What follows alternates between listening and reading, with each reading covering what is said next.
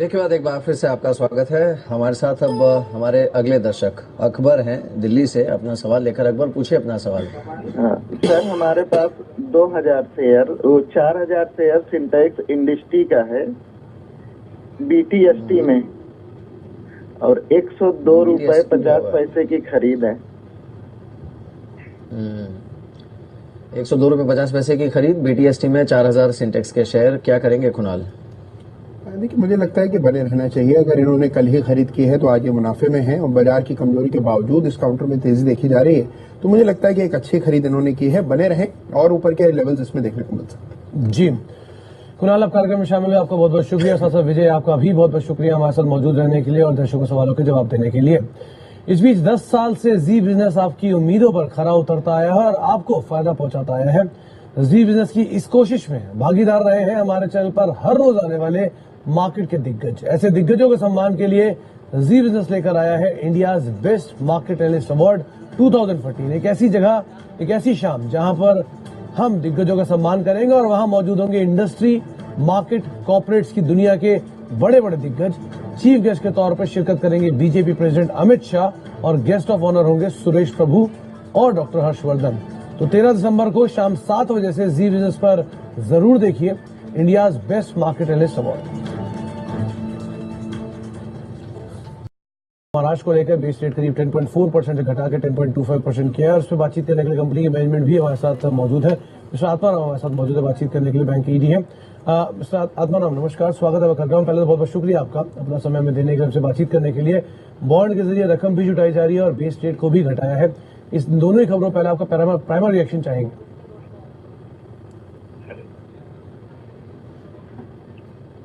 Sir आप मुझे सुन पा रहे हैं? हेलो सर, आपको मेरी आवाज मिल रही? हाँ मिल रही जी। In the month of April हमने हमारा बेस रेट को 10.25 से 10.40 उस वक्त की कास्टिंग के हिसाब से हमने इंक्रीज किया था। तो हमारा पास फील्ड से ये फीडबैक आ रही थी कि because our base rate is on the higher side, business, नया बिजनेस लाने में दिक्कत हो रहा है। So we had to take the field sentiments also into consideration and ये सेकेंड हाफ में बिजनेस की ग्रोथ की चांसेस काफी ज्यादा है।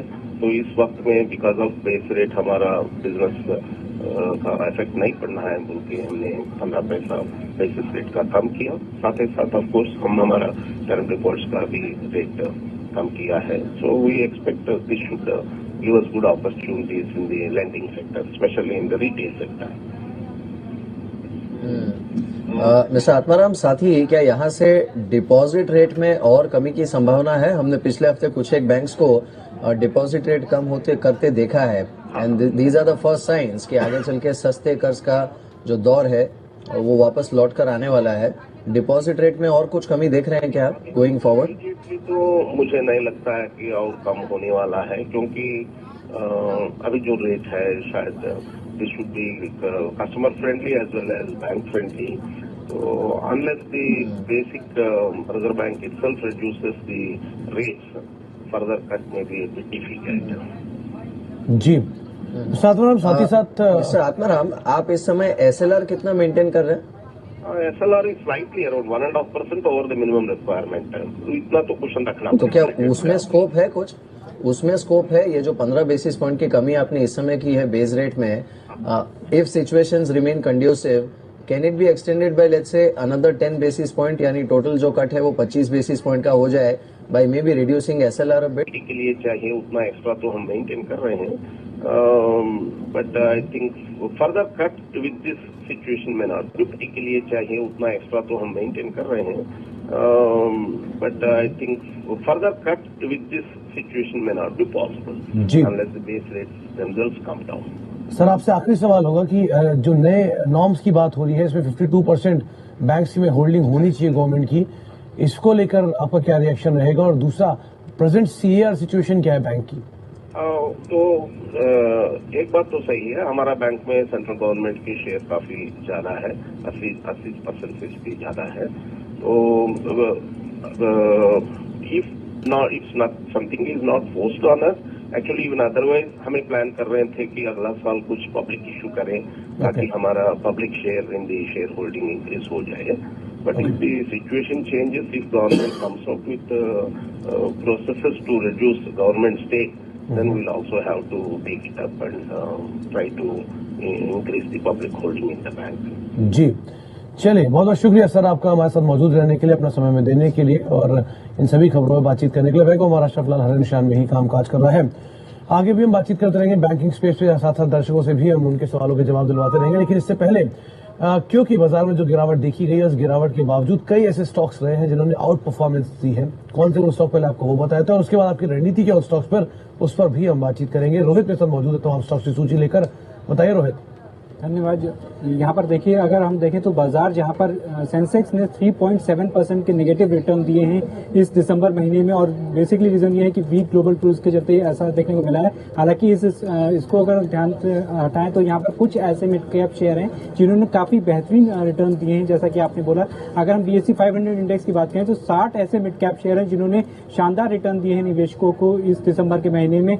और अगर मिसाल के तौर पर बात करें तो जेट एयरवेज सबसे ऊपर आएगा इस सूची में, और यहाँ पर इसने करीब 36% तक के रिटर्न दिए हैं. इसके पीछे कई रीजंस हैं. एक तो क्रूड इस समय 5.5 साल के लो पे ट्रेड कर रहा है. उसके अलावा स्पाइस जेट की जो दिक्कतें हैं उसका फायदा जेट एयरवेज देखने को मिल रहा है. जो उनके स्लॉट्स विड्रॉ किए गए थे, फ्लाइट कैंसिल हो रही है, उसकी वजह से टिकट प्राइस बढ़ रहे हैं और उसी का फायदा जेट एयरवेज के काउंटर पे देखने को मिल रहा है. उसके अलावा अगर हम ध्यान दें तो पीपावर डिफेंस के शेयर में काफी अच्छी तेजी देखने को मिल रही है. करीब 31% तक के रिटर्न दिए हैं दिसंबर महीने की बात करें अब तक. तो इस पे यहाँ पर जो खबर निकल के आ रही है, एक तो FDI का नोटिफिकेशन आया था डिफेंस सेक्टर के लिए. उसके अलावा यहाँ पर DIPP ने इंडस्ट्रियल लाइसेंस भी ग्रांट किए थे पीपावर डिफेंस को, और उसी के चलते शेयर में अच्छी खासा रनअप भी देखने को मिला है. और उसी के अलावा अगर हम बात करें तो यहाँ पर BML में भी अच्छे खासे रिटर्न देखने को मिले. 13% तक के रिटर्न दिए हैं इसने, इस काउंटर ने.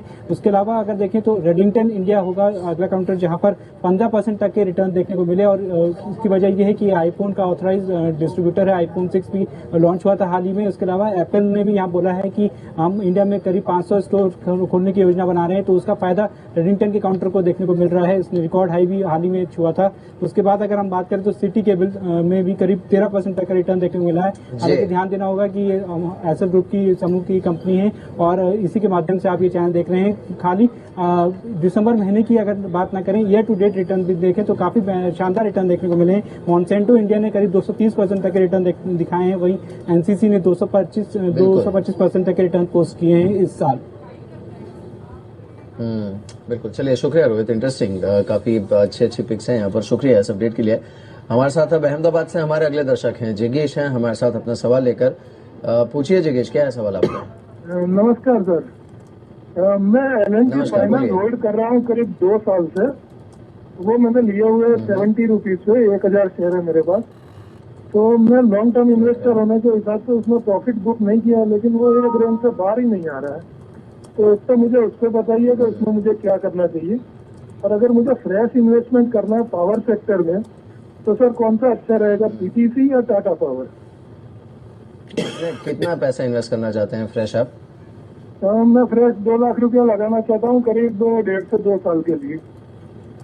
1.5 से 2 साल के लिए. ऑल राइट विजय, आपने सवाल तो सुन ही लिया. L&T फाइनेंस इनके पास है 2 साल से एट द कॉस्ट ऑफ 70 और फिलहाल 71 पर है. तो टेक्निकली इन्फ्लेशन जोड़ के देखें तो नुकसान में ही है ये, लेकिन 2 लाख रुपए एडिशनल इन्वेस्ट करना चाहते हैं 1.5 से 2 साल के लिए पावर स्पेस में. PTC या टाटा पावर, कहां पर करना चाहिए?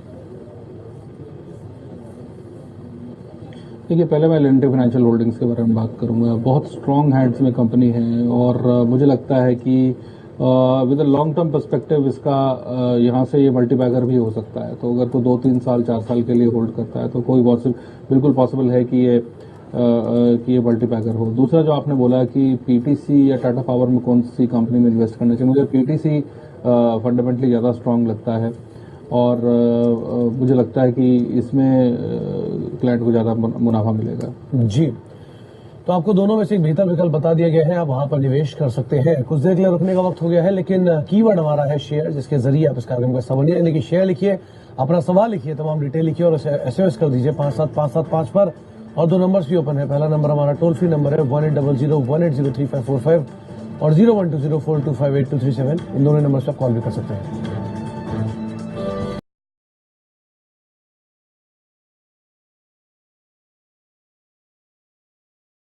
और सर ये सबसे पहले जी बिजनेस को धन्यवाद सर, आपको भी धन्यवाद।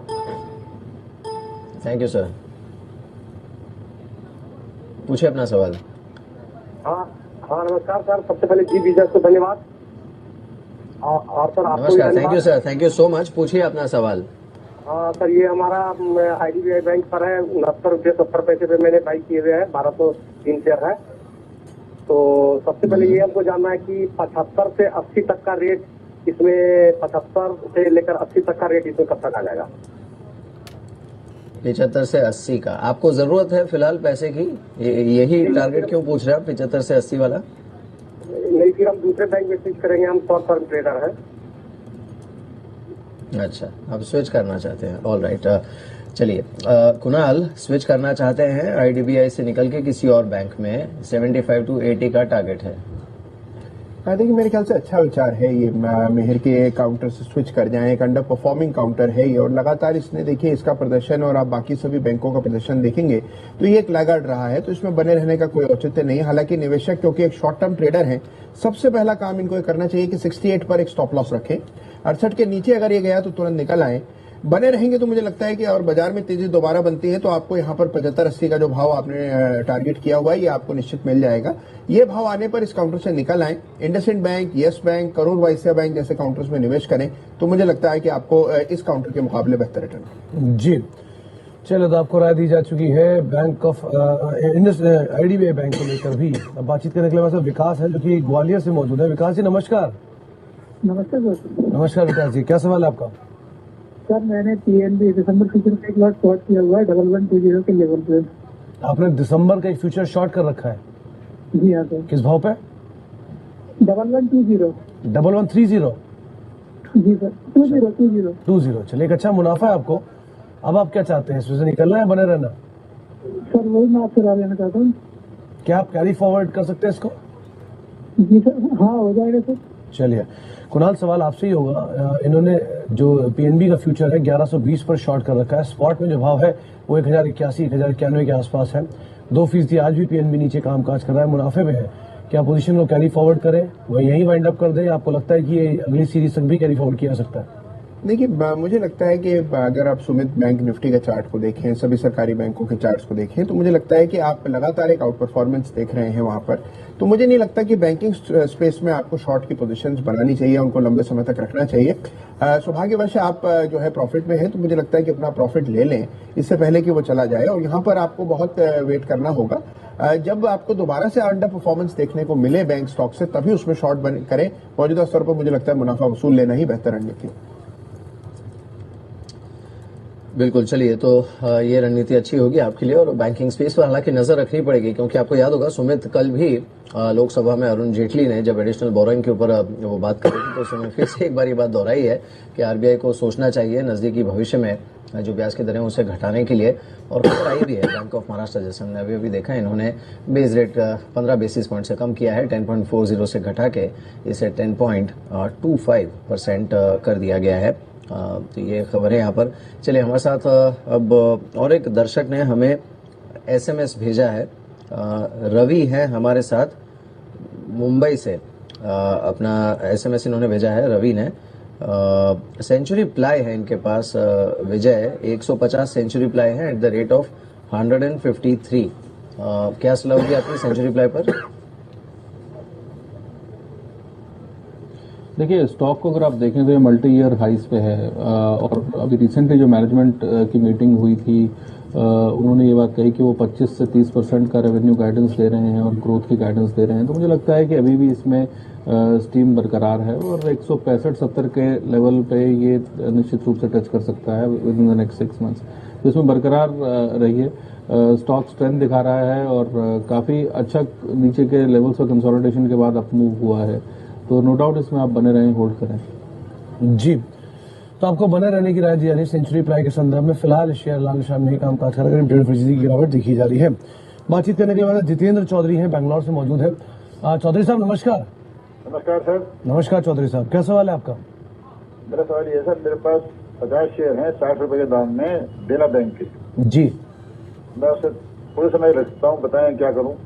चलिए कुणाल, आज इनफैक्ट बैंकिंग के स्पेस का ही दिन लग रहा है। IDBI bank, PNB, bank of Maharashtra और अब देना बैंक 60 रुपए के भाव पे खरीदारी है। 50 शेयर है। हर शाम में शेयर जरूर कामकाज कर रहा है, लेकिन आपकी राय क्या कहती है इस पर?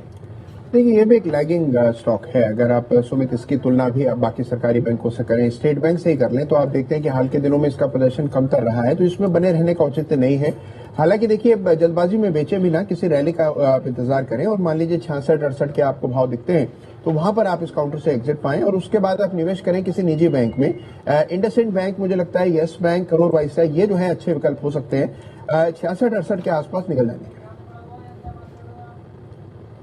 चलिए और एक छोटा सा ब्रेक लेते हैं, ब्रेक के बाद जल्द लौटते हैं।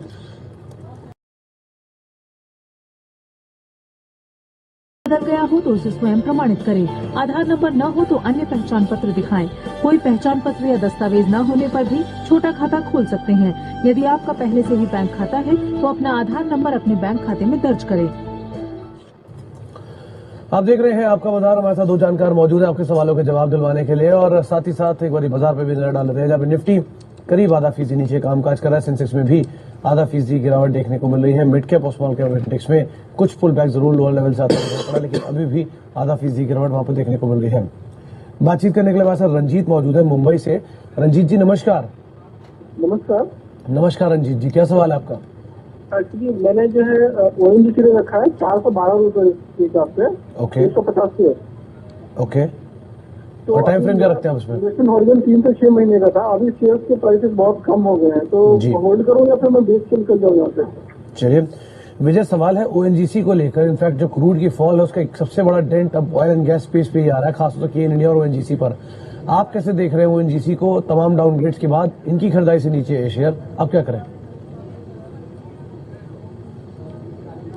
देखिए, अगर आप एक लॉन्ग टर्म इन्वेस्टर हैं तो ओएनजीसी नो डाउट अच्छा शेयर है। और हमने जो क्रूड में गिरावट देखी, और हो सकता है थोड़ा सा प्रेशर हो रहा है, क्रूड हम 60 के आसपास भी देखें तो प्रॉबेबली इसमें थोड़ा प्रेशर रह सकता है। तो मैं यही कहूंगा कि निचले स्तरों पे अगर आप इसमें एवरेज कर सकते हैं तो करें। अगर आप एक ट्रेडिंग पर्सपेक्टिव से इसको देखें तो आप एग्जिट कर लीजिए। बहुत सारे दूसरे ऑप्शंस अवेलेबल हैं मार्केट में जहां पर आप निवेश कर सकते हैं। काफ़ी अच्छे स्टॉक्स हैं जहां पे आप इन्वेस्ट कर सकते हैं।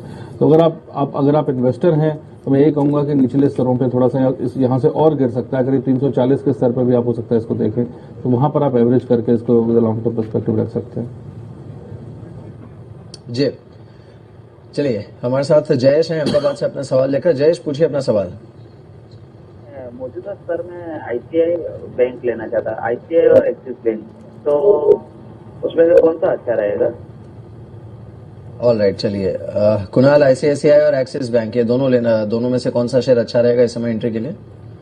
देखिए, हालांकि दोनों ही काउंटर्स आउट परफॉर्मिंग है मिहिर, और दोनों में से चुनना मुश्किल है। लेकिन अगर आप एक्सिस बैंक की बात करें तो मुझे लगता है कि चार्ट वाइज शायद उसका चार्ट बेहतर दिखता है, और जिस तरह की ग्रोथ ट्रेजेक्ट्री उसकी है, जिस तरह की आउट परफॉर्मेंस निफ्टी के बनिस्पति काउंटर हमेशा से दिखाता आया है, मुझे लगता है कि एक्सिस बैंक के साथ आपको जाना चाहिए। एक स्टॉप लॉस आप 475 पे रखें, मुझे लगता है 525 तक ये काउंटर इस तेजी में जा सकता है। चलिए 525 तक ये तेजी में जा सकता है, ऐसी आपको राय दी गई है। चलिए इसी के साथ ही कुछ देर के लिए रुकने का वक्त हो गया। जल्द लौटेंगे, दोनों जानकार मौजूद हैं, उनसे भी आपको सवालों के जवाब दिलवाते रहेंगे। मौजूद है अमीशा जी, नमस्कार। नमस्कार जी। नमस्कार अमीशा जी, क्या सवाल है आपका? मेरे पास टाटा स्टील है 200। किस भाव पे? टाटा स्टील 200 स्टॉक्स हैं, 504 की रेट से है। 104 504 ओके। हाँ। और क्या टाइम फ्रेम रखती है अमीशा जी आप इसमें?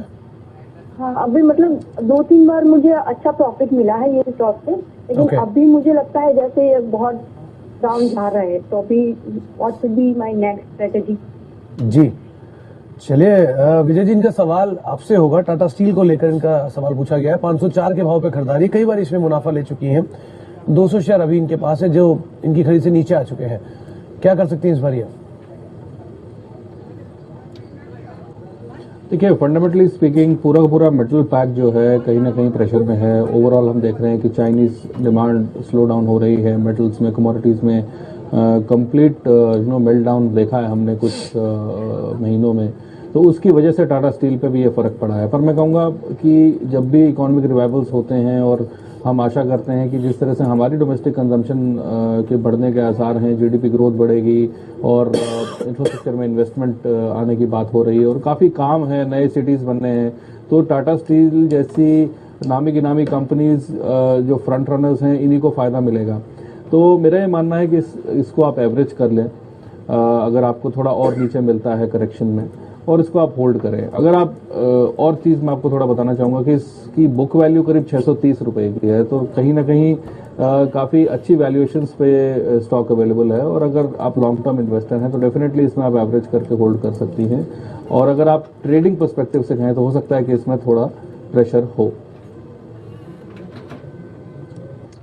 जी चलिए, इस बीच अब हमारे साथ हमारे अगले दर्शक हैं, विजय कुमार हैं सोनीपत से हमारे साथ अपना सवाल लेकर। विजय, मॉर्निंग टू, क्या है सवाल आपका?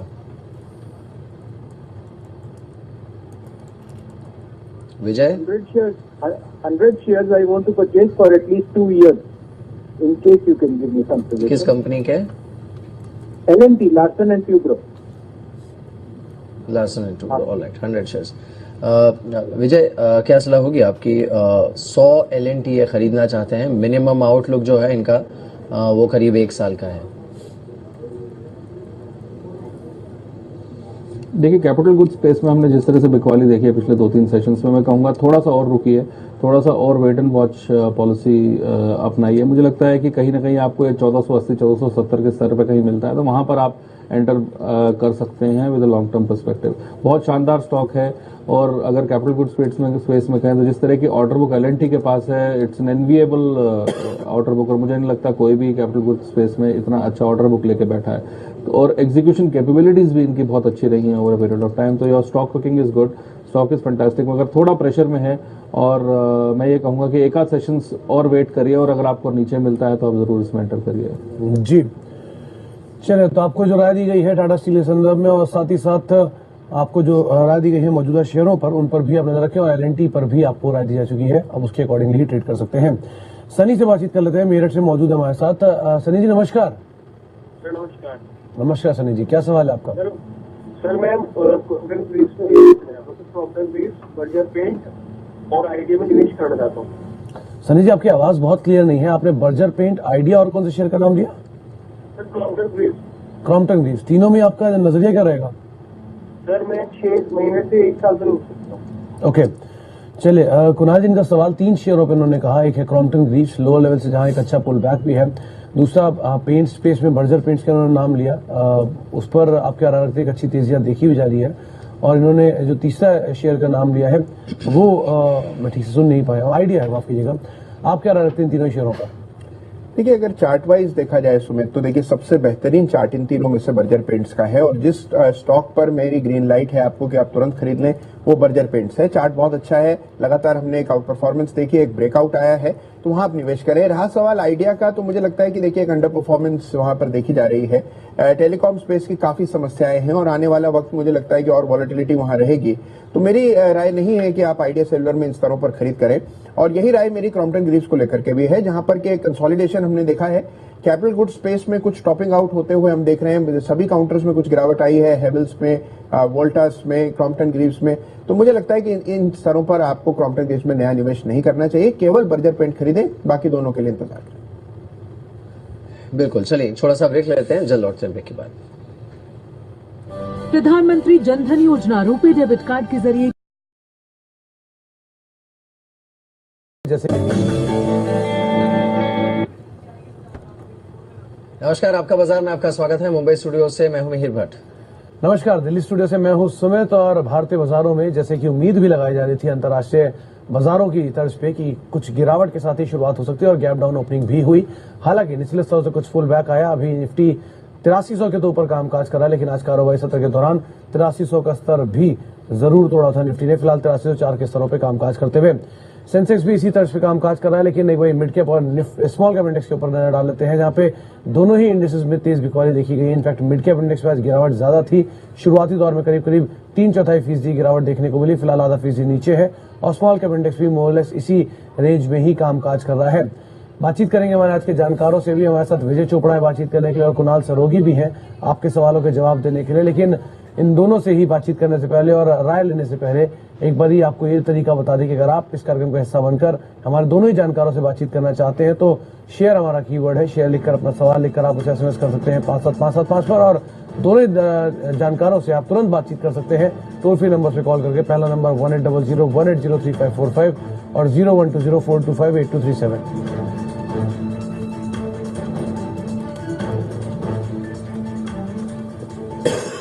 बिल्कुल। और चलिए जैसे हम बता रहे थे कुणाल और विजय हैं हमारे साथ और साथ ही पहले दर्शक हमारे जो हैं उन्होंने हमें SMS किया है वो नीरज मिश्रा। इनफैक्ट वो हमारे साथ मौजूद हैं फोन लाइन पर। Neeraj Mishra. Neeraj, morning to you. क्या है सवाल आपका? Good morning Zee business. मेरा एक सवाल है, मैंने अराउंड 500 स्टॉक्स डिस्कन फार्मा लिए थे आज से करीब 1 महीने पहले एट द प्राइस ऑफ 160 और मैं होल्ड भी कर सकता हूँ। क्या इसको एवरेज करूँ या किसी टारगेट का वेट करूँ?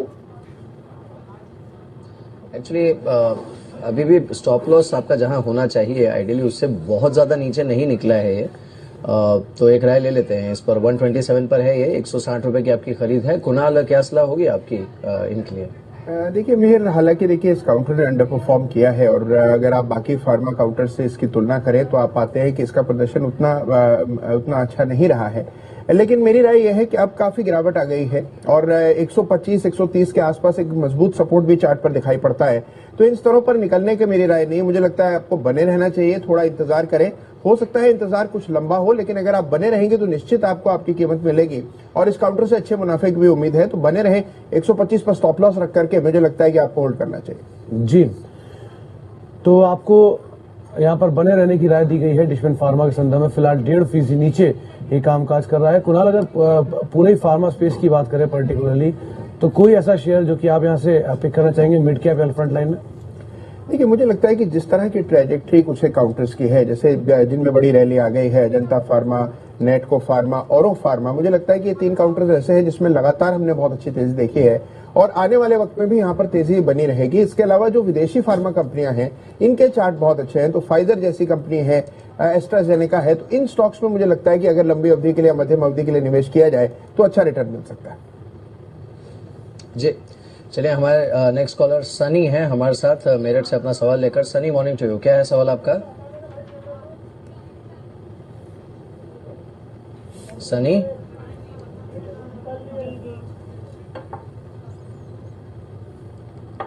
चलिए सनी से शायद संपर्क नहीं हो पाया हमारा, लेकिन समीर हैं हमारे साथ इस बीच मुंबई कल्याण से। समीर, आप सुन पा रहे हैं? पूछिए अपना सवाल। 1420 में ये 1000 का स्लॉट है मेरे पास, तो ये लगातार नीचे आता जा रहा है, तो कुछ एक्सपेक्टेशन है इसके आगे जाने की या फ्यूचर कर ले इसको? जीपी पावर है ना आपके पास? जीपी पावर है सर। चलिए, नुकसान में है ये फिलहाल। विजय, क्या सलाह होगी आपकी? 1000 शेयर्स हैं इनके पास, 14 रुपए 20 पैसे की खरीद, 12.50 पर ये ट्रेड कर रहा है। मार्केट का सेंटीमेंट आपके सामने है जिस तरह का है, क्या करना चाहिए इन्हें? देखिए, पहली चीज़ तो जो इतनी बड़ी खबर आई थी जेपी पावर में कि ये JSW के हाथ में जा रहा है, तो नो डाउट जब कोई भी स्टॉक स्ट्रॉन्ग हैंड्स में जाता है तो थोड़ा समय लगता है उसको दोबारा ऊपर आने में। तो मेरी यही सलाह होगी कि आप इसको थोड़े समय के लिए पेशेंटली होल्ड करें और इसमें मुझे लगता है कि आपको 18 से 20 का स्तर जरूर देखने को मिलेगा। ओवरऑल अगर पावर सेक्टर की बात करें तो कहीं ना कहीं पावर सेक्टर में कहीं ना कहीं प्रेशर तो है ही है, तो थोड़ा सा आपको इसमें इंतजार जरूर करना पड़ेगा। मुझे लगता है कि आपने इस खबर के चलते हुए शायद ये स्टॉक लिया होगा, बट जब स्ट्रॉन्ग हैंड्स में जाती है कंपनी तो थोड़ा एक्यूमुलेशन होता है और उसके बाद ही स्टॉक चलते हैं, तो थोड़ा आपको वेट करना पड़ेगा। आपका वेटिंग टाइम थोड़ा सा ज्यादा हो सकता है। जी, समय दी आपको ये राय दी गई है विजय की तरफ से। अब बातचीत करने का संजीव है, हरियाणा से मौजूद है। संजीव जी नमस्कार। संजीव, आप सुन पा रहे हैं? संजीव जी, आवाज मिल रही है आपको मेरी? चलिए, संपर्क नहीं हो, लेकिन स्ट्राइड साको लैब पे इनका सवाल था।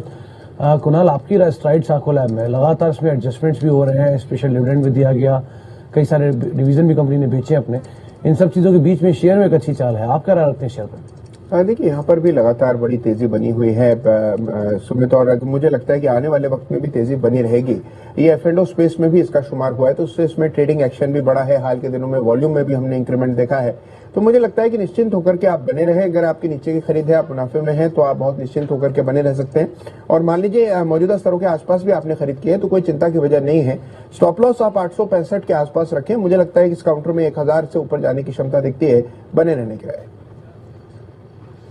ऑलराइट, चलिए हमारे साथ अब कोलकाता से BN सोनकर हैं अपना सवाल लेकर। Mister Sonkar, morning to you. क्या है सवाल आपका? जी मेरा सवाल है Gitanjali gem sir. Hello hello, आप एक तो टीवी का ऑडियो बंद कर दीजिए और पूछिए अपना सवाल।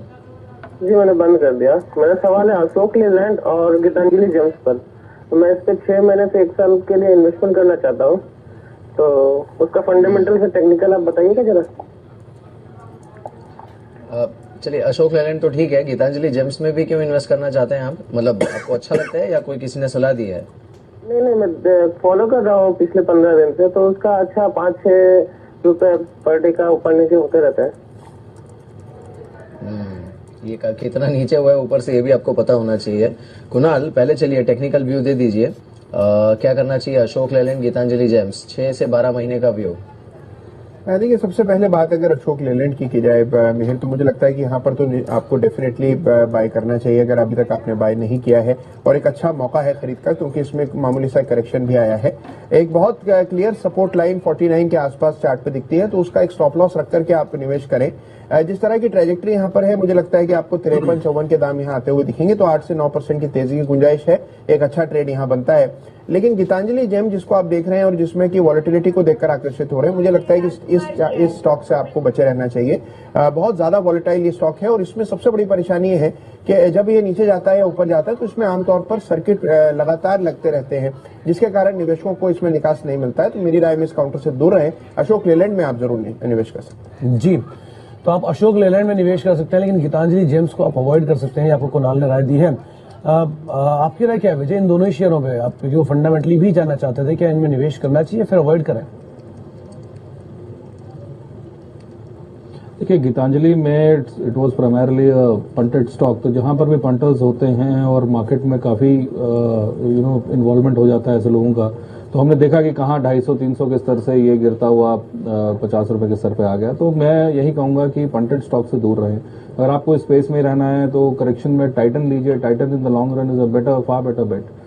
दूसरी बात जो आपने पूछी अशोक लेलैंड की, नो डाउट जिस तरह से सेल्स नंबर्स पोस्ट किए हैं कंपनी ने, तो आगे प्रोस्पेक्ट्स अच्छे लगते हैं। अगर मैं ये सजेस्ट करना चाहता हूँ कि 6 से 12 महीने तक इसको होल्ड करना चाहता है, तो 60 के स्तर भी इसमें काफ़ी संभव है। तो एक डिसेंट रिटर्न आता दिखता है, और कंपनी फंडामेंटली बहुत स्ट्रांग है जो ट्रक सेगमेंट है उसमें। तो डेफिनेटली इसमें होल्ड रहे। अगर आप एंट्री भी करना चाहते हैं तो एक अच्छा मौका है एंटर करने का। बिल्कुल। चलिए, फिलहाल एक छोटे से ब्रेक का वक्त है, लेकिन हमारे साथ फोन लाइन पर अमीशा रावल हैं सूरत से, उनसे हम बात करेंगे। ब्रेक के बाद लौटते हैं। प्रधानमंत्री जनधन योजना